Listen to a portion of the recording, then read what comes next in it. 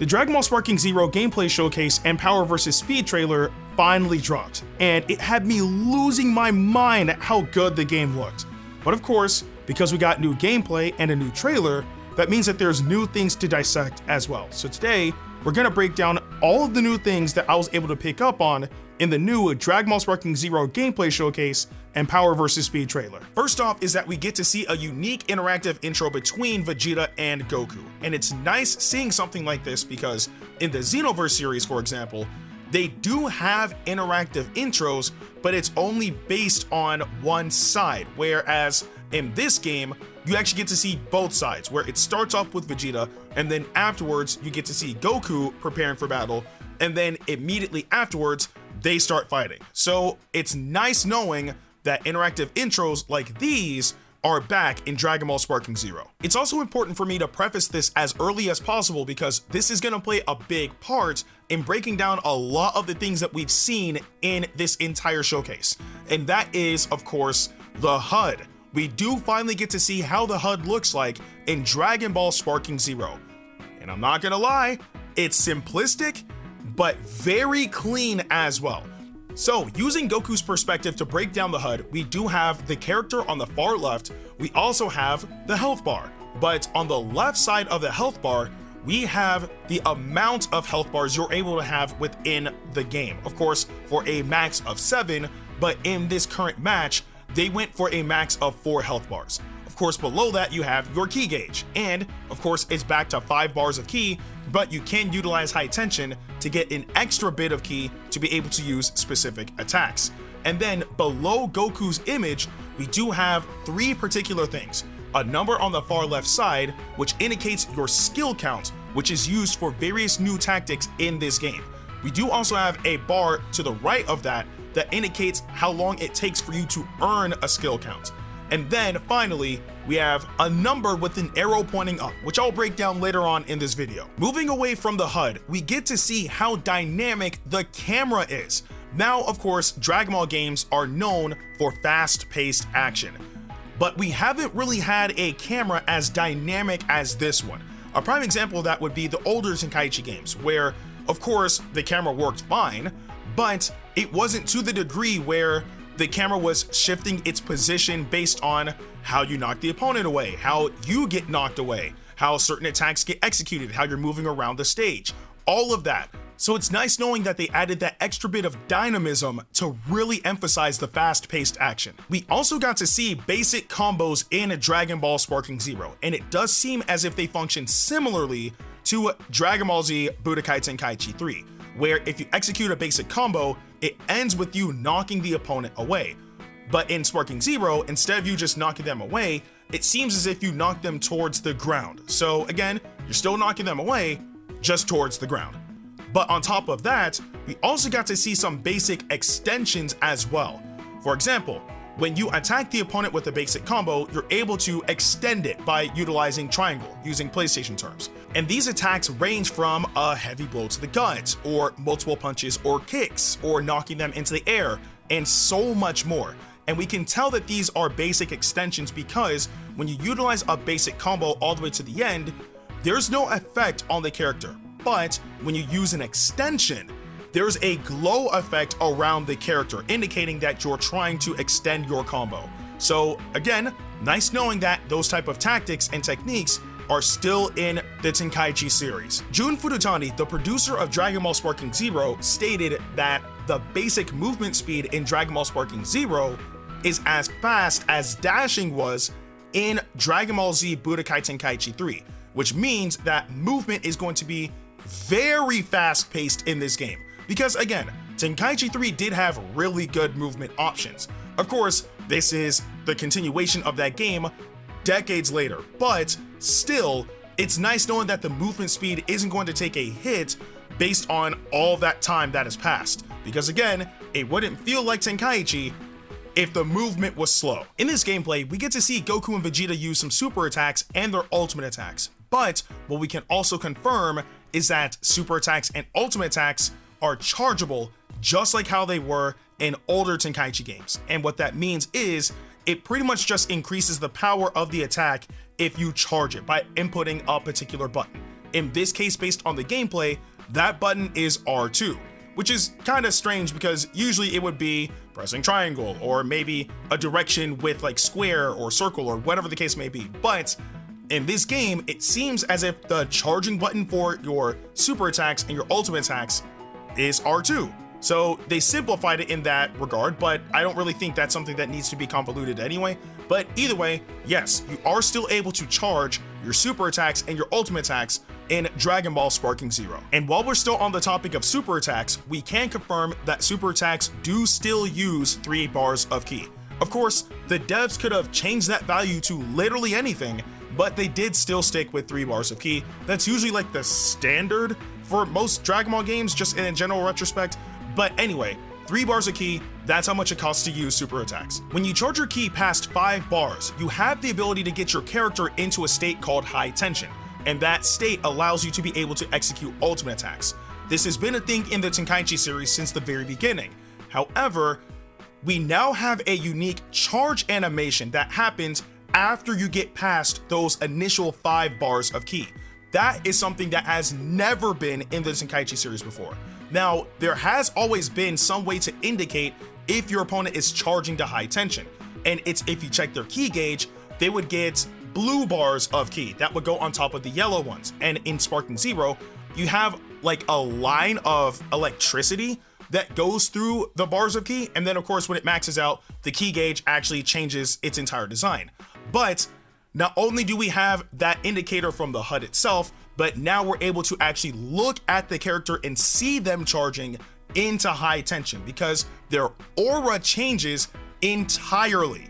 And on top of all of that, when you actually enter high tension, the entire scenery in the sky changes from, I'm assuming, whatever the weather or time of day it may be, to a dark, gloomy sky.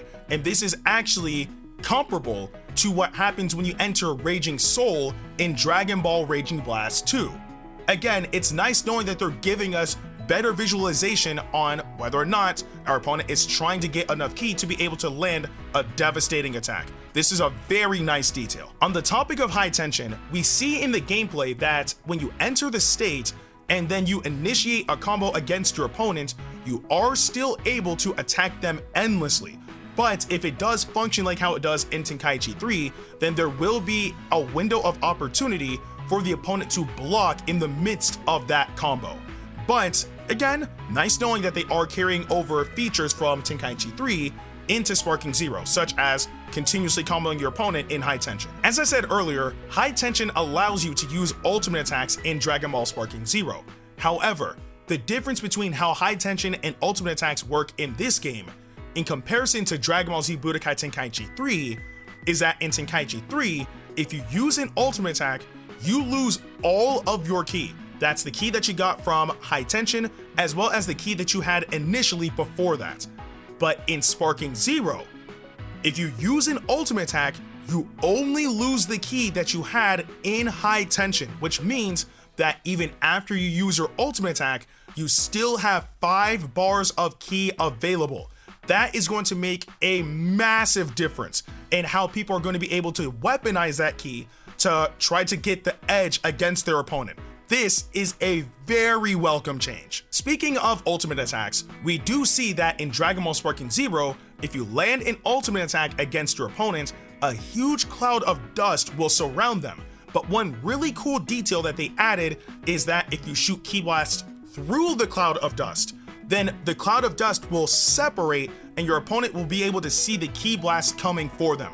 I think that is a really cool detail to add into this game because it adds more immersion into the battles than ever before. And of course, if you do get hit by an ultimate attack, you will lock off your opponent. So yes, locking on is still in the Tenkaichi series, but of course, if you're able to lock off, then you're able to lock on. And we see that in the gameplay where Vegeta shoots Ki Blast towards Goku after landing Final Flash, and he's able to instantly lock back onto Vegeta. But I'm assuming that if Vegeta doesn't attack, then you'll probably stay locked off until you actually decide to lock onto the opponent. So again, nice knowing that locking on is still in the game, but you probably don't want to get hit by an ultimate attack just in general. Remember that number with an arrow that I said we would talk about later on in the video? Well, it seems as if that particular gauge is tied to your transformations. And not only that, it's also tied with your skill counts as well. And we see this in the gameplay where if your skill count gauge is about 1/3 full, then you get access to one of those transformation gauges. And then if an entire skill count gauge is full, then you get access to the next one. And then if another skill count gauge gets filled again, then you get access to the final one, which seems to be 3, or at least in this gameplay with Goku and Vegeta. And I'm assuming that that gauge will determine whichever transformation you're able to access. So, for example, if you only have one of those gauges, then you're only able to access Super Saiyan. If you have 2 of those gauges, then you can either pick between Super Saiyan or Super Saiyan God. And if you have 3 of those gauges, then of course you can pick between Super Saiyan God, and Super Saiyan Blue. But if you transform to Super Saiyan Blue, and I'm assuming other forms as well, then respectively, you have the ability to revert as well. But that also does seem to cost one of those new gauges, the transformation gauge, I guess. So again, we do still have the ability to transform mid-game, but it does cost not only the transformation gauge, depending on which form you want to get to, but also 2 skill counts as well. So you really want to make sure that your skill count management is on point. We do get to see some brand new techniques as well, ones that have never been in the Tenkaichi series before, one of which is the revenge counter. Now, the revenge counter works similarly to how evasive skills work in Dragon Ball Xenoverse 2. And what I mean by that is, in Xenoverse 2, if you were to use an evasive skill, you are able to break away from a combo, but at a particular cost. And that cost is usually at the expense of your stamina. Whereas in Dragon Ball Sparking Zero, the revenge counter does allow you to break off of a combo, but at the expense of 2 of your skill counts. So again, it gives you the ability to alleviate pressure from the opponent, but it is going to cost you a resource that can help you later on down the road. So you really want to make sure, again, that you manage your skill counts as best as you can. Another new technique that we get to see is the short dash, which allows you to quickly move in any direction that you want to either approach the opponent, evade their attacks, or whatever the case may be. But of course, it does come at the expense of ki, since it's considered an advanced movement option. But it doesn't seem to take a lot of ki. So putting things into perspective, let's say that you have 5 full bars of ki, and you use 1 short dash. It seems as if it only takes 40% of a ki bar. So if you have 5 bars of ki and you use a short dash, then it'll take 40% of that 5th bar, leaving you with 4.6 bars of ki left to use it for whatever you may want to use it for. But again, it is still nice knowing that you have an extra movement option that doesn't take too much ki to utilize. The next new technique that we get to see is super perception, and this is the blast deflection mechanic that we've seen in previous trailers.